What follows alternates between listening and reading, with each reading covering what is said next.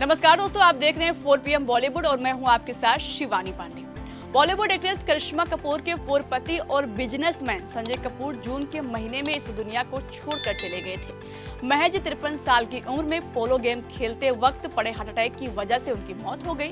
संजय अपने सिर्फ न भरे पूरे परिवार को अकेला कर गए, बल्कि अपने पीछे 30,000 करोड़ की संपत्ति भी छोड़ गए, जिसे संभालने की जिम्मेदारी उनकी तीसरी बीवी प्रिया सचदेवा को सौंपी गई है। लेकिन अब संजय की इसी अकूत संपत्ति को लेकर जंग छिड़ गई है। आखिर जहां पहले दिवंगत संजय की मां रानी कपूर ने एक लेटर में पारिवारिक संपत्ति हड़पने के आरोप लगाए, तो संजय की कंपनी सोना कॉमिस्टर ने उन्हें ही किनारे भी कर दिया। और अब इस पूरे विवाद में एंट्री हुई है संजय कपूर की दूसरी पत्नी रही एक्ट्रेस करिश्मा कपूर की। आखिर करिश्मा ने अपने एक्स पति की संपत्ति से अपना हिस्सा जो मांगा है। जी हाँ, बिल्कुल सही सुना आपने। मीडिया बाजारों से ऐसी खबर सामने आ रही, करिश्मा ने संजय की सोना कंपनी से अपना हिस्सा मांगा है। बताया जा रहा है कि उन्होंने अपने दोनों बच्चों कियान और समायरा के लिए पैसे मांगे हैं।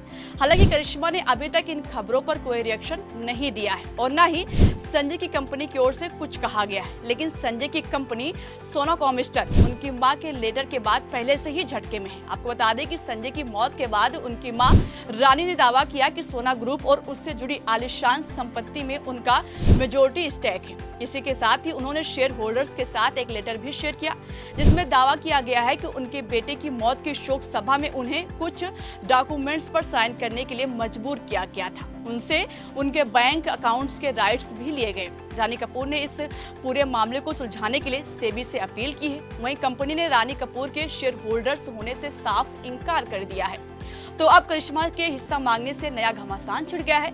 हालांकि कुछ रिपोर्ट्स में यह भी कहा गया है कि अभी हालिया प्रॉपर्टी विवाद में करिश्मा कपूर को हिस्सा मिलने की संभावना नहीं है। आपको यहाँ ये भी बता दें, करिश्मा कपूर और संजय कपूर की शादी साल 2003 में हुई थी। संजय की इससे पहले एक शादी टूट चुकी थी, तो ये रिश्ता दोनों की मर्जी से नहीं बल्कि उनके परिवार ने तय किया था। हालांकि बाद में रिश्ता ऐसा बिगड़ा कि एक बहुत ही चर्चित तलाक के रूप में सामने आया।